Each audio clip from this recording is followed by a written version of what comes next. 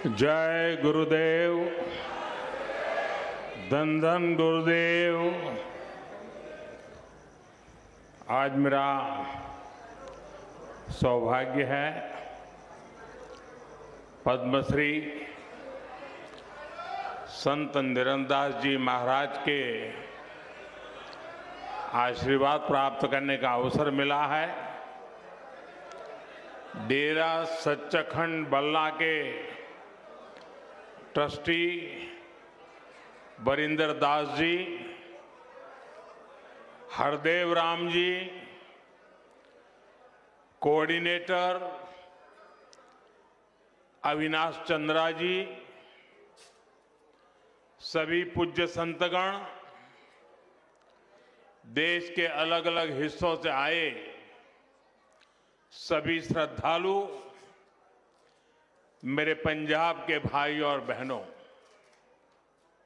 मैं पंजाब दी इस धरती नू नमन करदा हां।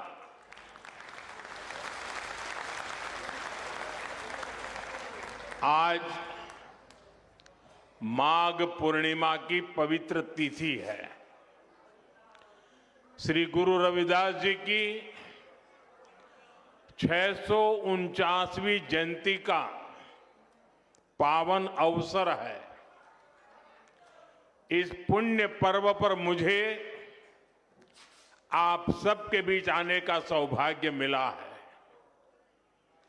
मैं इस पवित्र मंच से श्री गुरु रविदास जी को प्रणाम करता हूं। मैं आप सभी को और सभी देशवासियों को संत रविदास जयंती और माघ पूर्णिमा की शुभकामनाएं देता हूं। भाइयों बहनों, आप सभी जानते हैं मेरा रिश्ता श्री गुरु रविदास जी की जन्मभूमि काशी से है।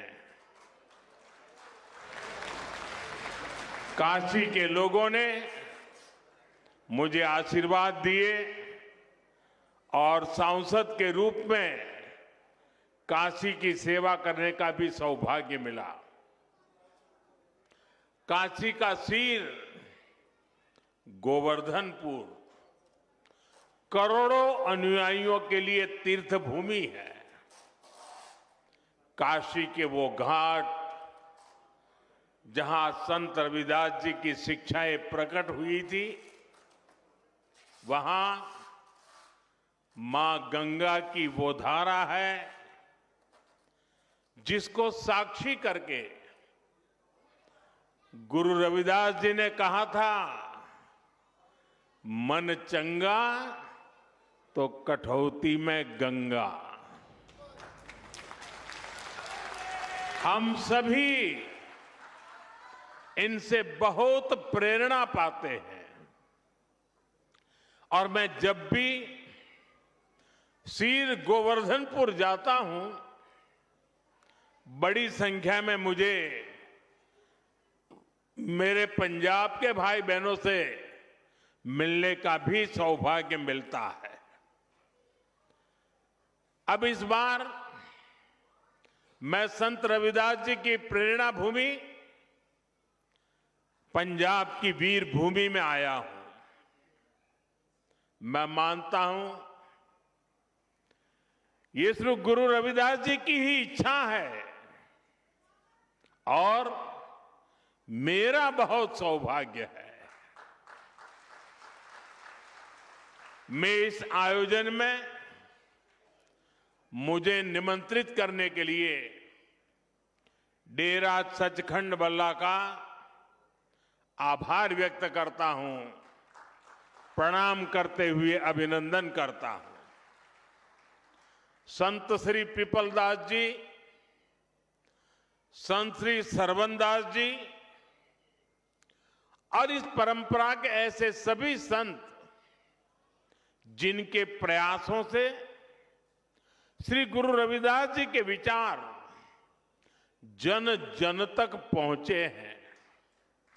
मैं उन सभी संतों को भी श्रद्धापूर्वक प्रणाम करता हूं। साथियों, समाज सेवा के क्षेत्र में डेरा सचखंड बल्ला के कार्य बहुत सराहनीय रहे हैं। शिक्षा, स्वास्थ्य से जुड़े अनेक कार्य पूज्य संत श्री निरंजन दास जी महाराज के मार्गदर्शन में अविरत हो रहे हैं। उनके नेतृत्व में दुनिया के कई देशों में श्री गुरु रविदास जी के विचारों का प्रसार भी हुआ है। इस योगदान को सम्मान देने के लिए अभी हाल ही में हमारी भाजपा की केंद्र सरकार ने पूज्य संत श्री निरंजन दास जी महाराज को पद्म पुरस्कार से सम्मानित किया है। इस अवसर पर मैं उन्हें आदरपूर्वक नमन करता हूं। उनके सभी अनुयायियों को इस सम्मान के लिए बधाई देता हूं। सभी संतजन इस पवित्र पर्व पर मैं आप सबके बीच एक व्यक्तिगत कृतज्ञता भी व्यक्त करना चाहता हूं।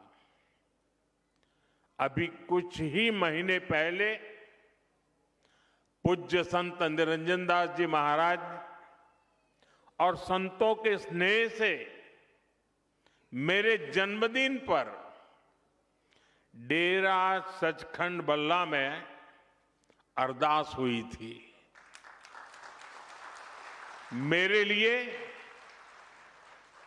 ये सामान्य बात नहीं है, मेरे जीवन में बहुत विशेष बात है। संत रविदास जी ने हमें सेवा का जो मार्ग दिखाया है, उस प्रेरणा को इससे और ऊर्जा मिली है। मैं इस स्नेह के लिए आप सभी का हृदय से बहुत बहुत धन्यवाद करता हूं। साथियों, आज मुझे एक और बात की भी खुशी है। अब से थोड़ी देर पहले ही संत रविदास जी के नाम पर आदमपुर एयरपोर्ट का नया नामकरण हुआ है।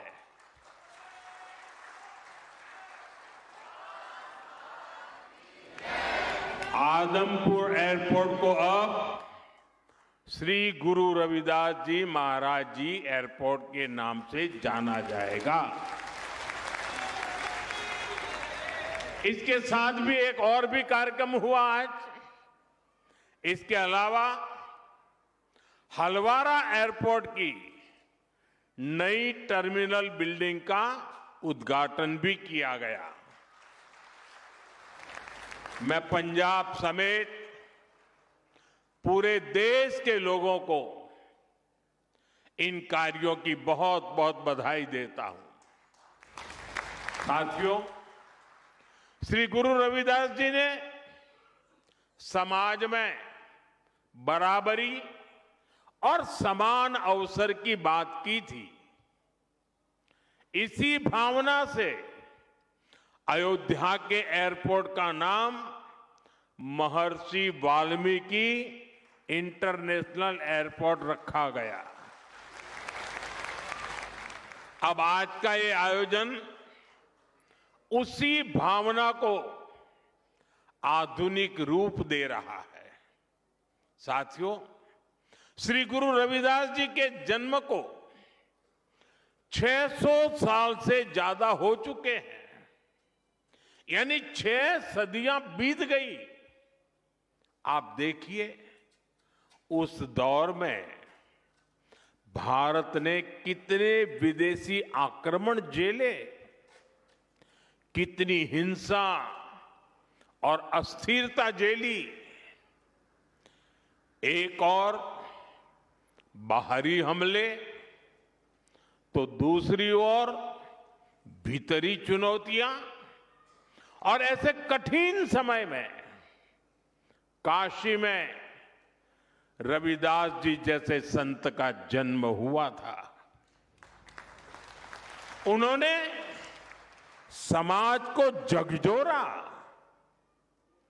उन्होंने हमें सिखाया, एक ही माटी के सब भांडे, सभा का एको सिरजनहार। रविदास व्यापे अकई गट भीतर, सबको एक ही घड़े कुम्हार।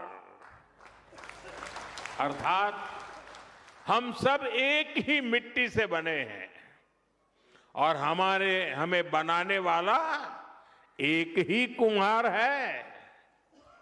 साथियों, श्री गुरु रविदास जी की ऐसी शिक्षाओं से समाज में एक नई चेतना जगी। भारत के समाज ने अपनी कमजोरियों को पहचानना भी शुरू किया और उन्हें दूर भी किया। यहां पंजाब में भी लाखों लोगों ने संत रविदास के दिखाए मार्ग पर चलकर उनके आदर्शों और उपदेशों को आत्मसात किया।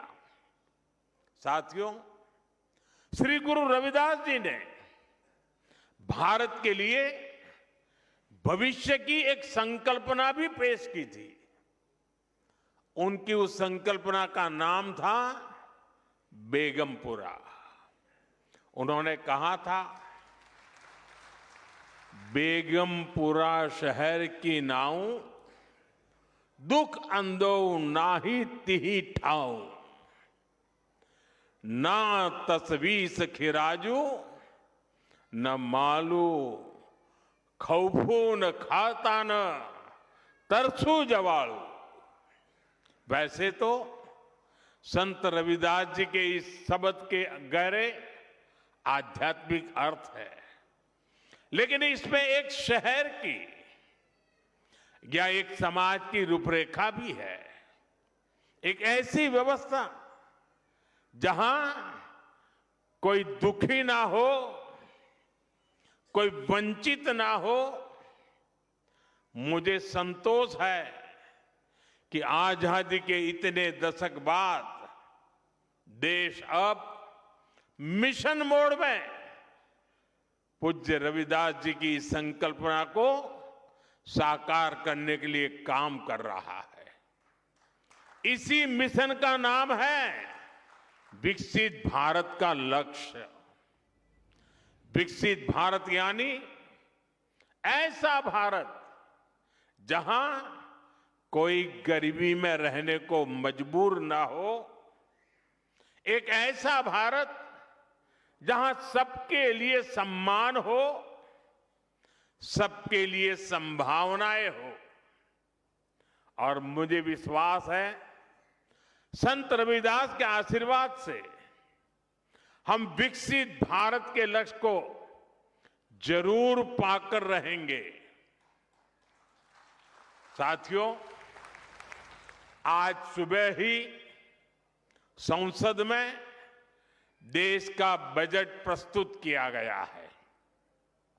ये बजट गरीब, अन्नदाता, युवा शक्ति और नारी शक्ति को और सशक्त करने वाला बजट है। ये बजट गांव को मजबूत करने का बजट है। ये किसान की आय बढ़ाने वाला बजट है। ये आत्मनिर्भर भारत को, मेक इन इंडिया को बढ़ावा देने वाला बजट है। साथियों, बीते वर्षों में हमारी सरकार ने सड़क, पुल, बिजली, पानी, रेल, गरीबों के घर, सिंचाई, ऐसे हर इंफ्रास्ट्रक्चर में अभूतपूर्व निवेश किया है। इस बजट में ऐसे कामों के लिए पहले से भी अधिक यानी 17 लाख करोड़ रुपए का प्रावधान किया गया है। इससे गांव, गरीब, किसान, नौजवान सभी को फायदा होगा। इंफ्रास्ट्रक्चर निर्माण पर लगने वाला हर रुपया रोजगार के अनेक नए अवसर बनाता है। गांव में गरीब का घर बनता है तो मिस्त्री हो, गाड़ी वाले हो, स्थानीय दुकानदार हो, सबको फायदा होता है। गांव की सड़कें अच्छी होगी तो मंडी तक उपज पहुंचाना आसान होगा और इन सब का फायदा यहां आप सभी को मिलेगा। साथियों, बीते सालों में हमारी सरकार ने गरीबों और मध्यम वर्ग को सस्ता और अच्छा इलाज देने में बहुत ध्यान दिया है। पिछले 11 सालों में बहुत सारी दवाएं सस्ती की गई है। गरीबों को और बुजुर्गों को मुफ्त इलाज की सुविधाएं दी गई है। इस बजट में इसी संवेदनशीलता के साथ और भी महत्वपूर्ण निर्णय लिए गए हैं। कैंसर के इलाज को और सस्ता करने के लिए अनेक कैंसर दवाओं को और सस्ता किया गया है। कई ऐसी और बीमारियां हैं जिनकी दवाएं विदेशों से मंगानी पड़ती हैं। गरीब और मिडिल क्लास के लिए इतनी महंगी दवाएं पहुंच से बाहर होती हैं। ऐसी अनेक दवाओं को भी अब और सस्ता किया गया है। साथियों, इस बजट का बहुत अधिक फोकस जालंधर, लुधियाना, होशियारपुर जैसे देश के अनेक शहरों को विकास का बड़ा केंद्र बनाने पर है। ऐसे शहरों के विकास के लिए बहुत बड़े प्रावधान किए गए हैं। पंजाब तो देश के उन राज्यों में है जहां किसानों के साथ साथ छोटे छोटे उद्योगों की, एमएसएमईज की एक समृद्ध परंपरा है। देश के एमएसएमईज को बीते वर्षों में लाखों करोड़ की मदद दी गई है। इस बजट में भी एमएसएमईज के लिए हजारों करोड़ रुपए के फंड की व्यवस्था की गई है। बीते वर्षों में भारत का एक्सपोर्ट बहुत अधिक बढ़ा है। इस बजट में भी निर्यातकों के लिए, एक्सपोर्टर के लिए अनेक बड़ी घोषणाएं की गई है। साथियों, भारत अब दुनिया के बड़े कपड़ा और वस्त्र निर्यातकों में से एक बन रहा है। इसलिए इस बजट में टेक्सटाइल सेक्टर के लिए, हमारे बुनकर भाई बहनों के लिए भी अनेक घोषणाएं हुई है। महात्मा गांधी ग्राम स्वराज अभियान से हमारे गांवों में जो बुनकर है, हथकरघा और हस्तशिल्प से जुड़े साथी हैं, उनको बहुत फायदा होगा। कपड़ा क्षेत्र में ज्यादा से ज्यादा रोजगार बने, इसके लिए प्रोत्साहन का भी प्रावधान किया गया है। देश में और भी कई मेगा टेक्सटाइल पार्क बनाए जाएंगे। इससे कपास किसानों से लेकर श्रमिकों तक हर किसी को फायदा होगा। साथियों, बजट का एक और फोकस एरिया खेल है, स्पोर्ट्स है, और पंजाब तो इसमें बहुत आगे है। इस बजट में खेलो इंडिया मिशन की घोषणा की गई है। इसके तहत आधुनिक इंफ्रास्ट्रक्चर तो बनेगा ही, साथ ही जो कोच हैं, सपोर्ट स्टाफ है, स्पोर्ट्स साइंस है, इससे जुड़े प्रोफेशनल्स भी तैयार किए जाएंगे। साथियों, बजट से कुछ दिन पहले ही देश की अर्थव्यवस्था में नई ऊर्जा भरने वाला एक और ऐतिहासिक काम हुआ है। भारत और यूरोपियन यूनियन के बीच ट्रेड डील पर सहमति बनी है और सारी दुनिया कह रही है मदर ऑफ ऑल डील। आज पूरी दुनिया में हर तरफ इसकी बड़ी चर्चा है। इस ट्रेड डील के बाद यूरोप के 27 देशों के साथ हमारा व्यापार खूब फलेगा फूलेगा। अब हमें वहां सामान भेजने के लिए टैक्स ना के बराबर देना पड़ेगा। हमारे पंजाब की पहचान तो यहां के मेहनती लोगों से है, यहां के किसानों से है। पंजाब को स्किल्ड युवाओं के लिए जाना जाता है। ट्रेड डील से हमारे पंजाब के भाई बहनों को बहुत फायदा होने वाला है।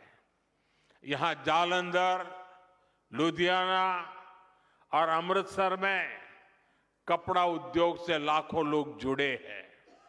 अब पंजाब के टेक्सटाइल सेक्टर को नए और बड़े बाजार मिलेंगे। 27 देश खुल गए हैं। यहां जो कपड़े तैयार होंगे वो यूरोप के बड़े बड़े बाजार में बिकने के लिए जाएंगे और उन पर टैक्स भी न के बराबर होगा। इसका मतलब है पंजाब की फैक्ट्रियों में ऑर्डर बढ़ेंगे, फैक्ट्रियों में काम बढ़ेगा। इससे डिजाइन, प्रोडक्शन जैसे दूसरे फील्ड में भी रोजगार बढ़ेंगे। साथियों, हमारा ये जालंधर स्पोर्ट्स से जुड़े सामानों के लिए, स्पोर्ट्स गुड्स के लिए विश्व प्रसिद्ध है। यूरोपियन यूनियन से हुई ट्रेड डील के बाद जालंधर और आसपास के इलाकों में स्पोर्ट्स के सामानों की मैन्युफैक्चरिंग बढ़ जाएगी। इसके साथ ब्रांडिंग, पैकेजिंग और लॉजिस्टिक में भी रोजगार बढ़ेगा। आज जो बजट प्रस्तुत हुआ है उससे भी जालंधर के स्पोर्ट्स गुड्स सेक्टर को बहुत मदद मिलेगी। साथियों, पंजाब खाद्यान्न के उत्पाद में भी आगे है। ट्रेड डील से हमारे प्रोसेस्ड फूड और आसानी से यूरोप के मार्केट तक पहुंचेंगे। इससे मोगा, फिरोजपुर, होशियारपुर और बठिंडा जैसे इलाकों में किसानों को बहुत फायदा मिलेगा। ये व्यापार समझौता पंजाब के युवाओं के लिए, किसानों के लिए बहुत बड़ा अवसर लेकर आया है और मुझे विश्वास है श्री गुरु रविदास जी के आशीर्वाद से आप सभी को इसका भरपूर लाभ मिलेगा। साथियों, इस अवसर पर मैं अपने देश के उद्यमियों, मैन्युफैक्चरर्स और प्रोडक्शन से जुड़े सभी लोगों से एक अपील करना चाहता हूं। हमें अपने प्रोडक्ट की क्वालिटी पर बहुत जोर देना होगा। हमारे उत्पाद जहां भी जाएंगे उन पर भारत की छाप होगी। हमें अपने प्रोडक्ट्स को ऐसा बनाना होगा कि वो जिस मार्केट में जाए वहां के नागरिकों का दिल जीत लें। हमें ध्यान रखना होगा कि प्रोडक्शन क्वालिटी पर कोई समझौता ना हो। उसकी डिजाइनिंग, पैकेजिंग सबसे बेहतर हो। हमारे प्रोडक्ट वहां के नागरिकों की जरूरत के हिसाब से हो और लोगों को लगे कि अगर ये सामान भारत में बना है तो ये वैल्यू फॉर मनी है। आज ग्लोबल मार्केट में कंपटीशन बहुत ज्यादा है। अगर हम क्वालिटी प्रोडक्ट नहीं बनाएंगे तो हमारी जगह कोई और ले लेगा, फिर यह अवसर हमारे हाथ से निकल जाएगा। हमें ये अवसर नहीं जाने देना है। एक समय था जब भारतीय प्रोडक्ट्स अपनी क्वालिटी की वजह से जाने जाते थे, लेकिन गुलामी के लंबे कालखंड में इस पहचान को मिटाने का प्रयास हुआ। हमें भारत की उसी पहचान को फिर से स्थापित करना है। हमें पूरी ताकत लगानी है कि हम अपने प्रोडक्ट की क्वालिटी ज्यादा से ज्यादा बढ़ाएं ताकि हम उस मार्केट के रूप में स्थायी जगह बना सके, लोगों का दिल जीत सके। क्वालिटी ही भारत में बने प्रोडक्ट की सबसे बड़ी ब्रांडिंग होगी। तभी हम वहां के मार्केट में मजबूत पकड़ बना पाएंगे। साथियों, श्री गुरु रविदास जी ने हमें उपदेश किया है, श्रम कऊ ईसर जानी कई, जऊ पूजही दिन रैन। रविदास तिही ही संसार मह सदा मिलही सुख चैन। अर्थात जो श्रम को ईश्वर मानकर उसकी पूजा करता है वो हमेशा सुखी रहता है। इसलिए आज देश श्रम की पूजा कर रहा है। आज खेतों में पसीना बहाने वाले किसान के लिए किसान सम्मान निधि मिल रही है। यहां पंजाब के किसानों को भी पीएम किसान सम्मान निधि के 6,000 करोड़ रुपए से अधिक मिले हैं। आज श्रमिक वर्ग को नए कानून बनाकर उसके अधिकार दिलाए जा रहे हैं। हमारी सरकार गुरु रविदास जी के विचारों को निरंतर आगे बढ़ा रही है। जैसे अब संत रविदास जयंती का राष्ट्रीय स्तर पर आयोजन होने लगा है। कई राज्यों ने इसे आधिकारिक मान्यता दी है। उनकी स्मृति से जुड़े स्थलों पर फोकस किया गया है। पिछले कुछ वर्षों में काशी के शीर गोवर्धनपुर में हुए प्रयास इसी दिशा में ठोस कदम है। मध्य प्रदेश के सागर में श्री गुरु रविदास जी का मंदिर और संग्रहालय बन रहा है और मुझे ही उसका शिलान्यास करने का सौभाग्य मिला था। मुझे भरोसा है इन प्रयासों के जरिए हम अपने समाज की नींव को लगातार मजबूत करते रहेंगे। इसी विश्वास के साथ मैं एक बार फिर आप सभी को श्री गुरु रविदास जी की जन्म जयंती की शुभकामनाएं देता हूं। सभी पूज्य संतों को प्रणाम करता हूं। जो बोले सो निर्भय, जो बोले सो निर्भय, जो बोले सो निर्भय। श्री गुरु रविदास जी महाराज की जय। श्री गुरु रविदास जी महाराज की, श्री गुरु रविदास महाराज की बहुत बहुत धन्यवाद।